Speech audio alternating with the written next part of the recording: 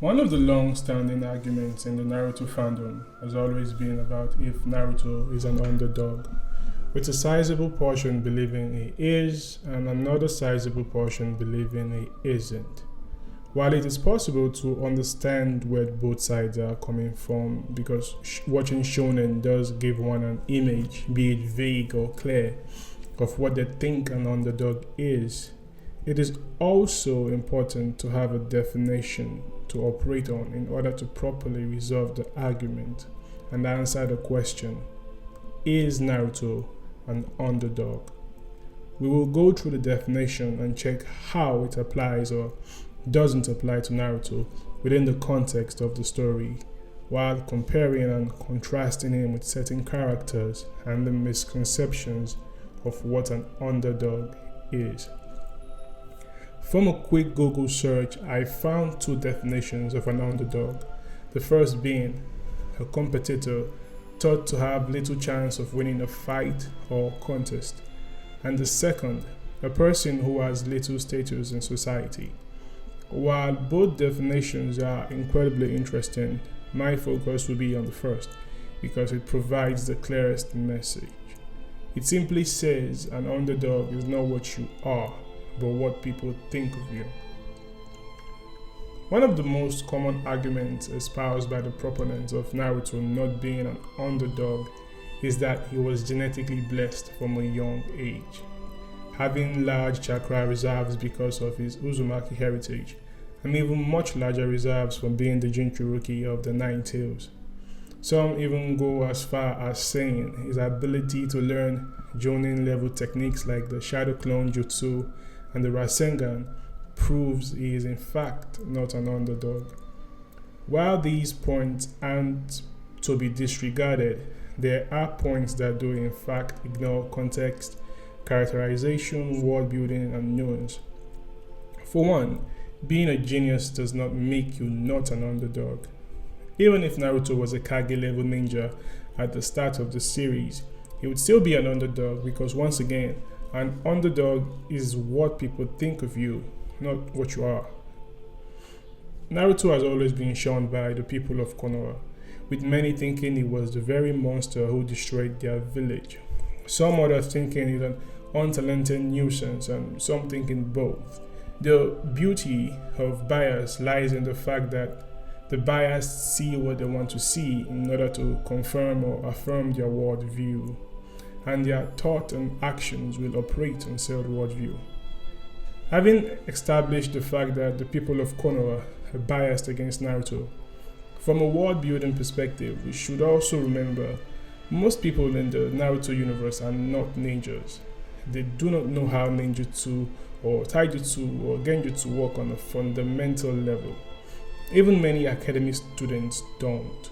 So even if Naruto learned these high-level techniques, they do not really know just how impressive it is to learn them, aside of how it looks in a battle setting. Like, yeah, using 50 shadow clones in a battle would look cool to a regular audience, and if you were to use said shadow clones to win, it would look even more impressive. But a regular audience wouldn't know how impressive learning these techniques are on a technical level.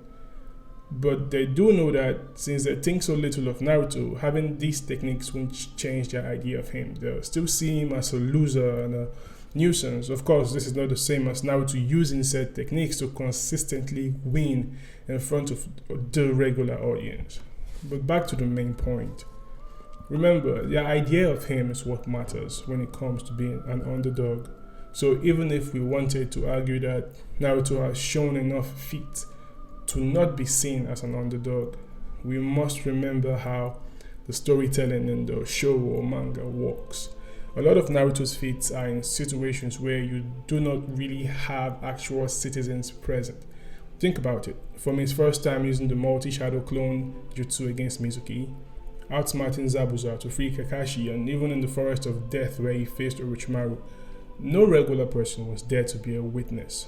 Sure, him fooling Zabuza or Jonin would be seen as impressive.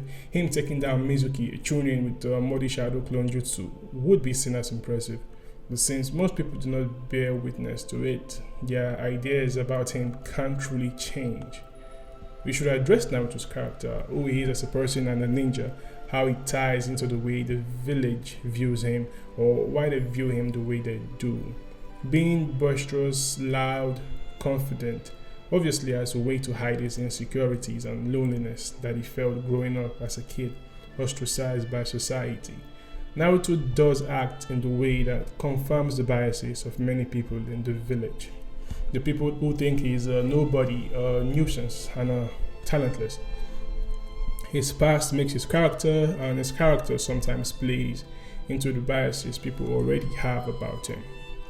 In the ninja world, we see there are certain types of people who are called geniuses. People like Kakashi, Sasuke, Itachi, Neji, and Gaara, because they meet certain criteria. And even if they sometimes falter or err, people would still see them as geniuses. They wouldn't think they had a lower chance of ever achieving what they wanted, or ever feel like it's a surprise for them to ever triumph. They hold no biases against them and do not care about using their mistakes to justify their hate. In the final part of the Chunin exams, Naruto fought Kiba. While Kiba is not exactly a genius, he is from a notable ninja clan, which would make Naruto defeating him impressive.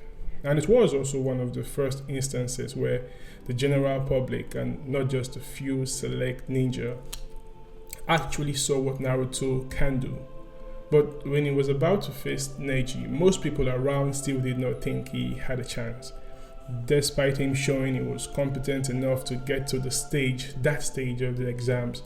What mattered was not what he showed, but what they thought of him. They still thought of him as a competitor who has a little chance of winning. Assuming we put Sasuke in the same position as Naruto, let's say he was the one who beat Kiba instead. That alone would have made everyone think Sasuke is more competent than he actually was. Because against him, there was no hate, and obviously the fact that Sasuke was already viewed as a genius does tie in. But it does put into perspective how different characters would be viewed if you put them in the same situation as Naruto, further confirming his underdog status. Now, a staple of shonen is hard work and determination. When you watch a character we thought of as weak and ordinary work hard to push past his limit and get to a point where no one believed he could ever get to. This is what has been classified as the underdog story, at least maybe in shonen anyways. Admittedly, this has made certain Naruto fans assume Naruto was not an underdog because they think Naruto was not ordinary, so he does not fit the definition. But here's the kicker though, most shonen, if not most works of fiction, don't really have ordinary main characters. Most stories are simply about special and unique people. Think of any anime, Western animation, book, movie. How many main characters can you name? Having high amounts of potential does not exclude you from being an underdog, because then that would mean Goku was never an underdog. Or would that mean Deku was never an underdog because he was exceptionally intelligent? There are obviously better examples than the ones I am listing, but I do hope you get the point. So yes, Naruto did have advantages over most shinobi. His Uzumaki heritage granted him large chakra reserves. The natives granted him immense reserves too, as well as a healing factor, which allowed him to use techniques that would kill the average shinobi. Hell, he even had the advantage of having a Sannin and Kakashi for a teacher. But the definition of an underdog is not really about your advantages. It is about what people think of you. It is also not defined by if you worked insanely hard or suffered to acquire your power, because then that would make Sasuke or Gaara or even Kakashi an underdog, because they either had to go through rigorous training or insane trauma to achieve the powers they did, and that is simply not true. They aren't underdogs. Although to an extent, abilities, talent, potential, or lack of it does play a part in whether a character can be an underdog, depending on the story, of course. this is not truly the case with Naruto. He is an underdog simply because, despite what he can do and what he has to offer, people's thoughts on him were not positive enough for him to be seen as anything but a nuisance and a loser who cannot achieve anything, aka an underdog. Thank you for watching and have a great day.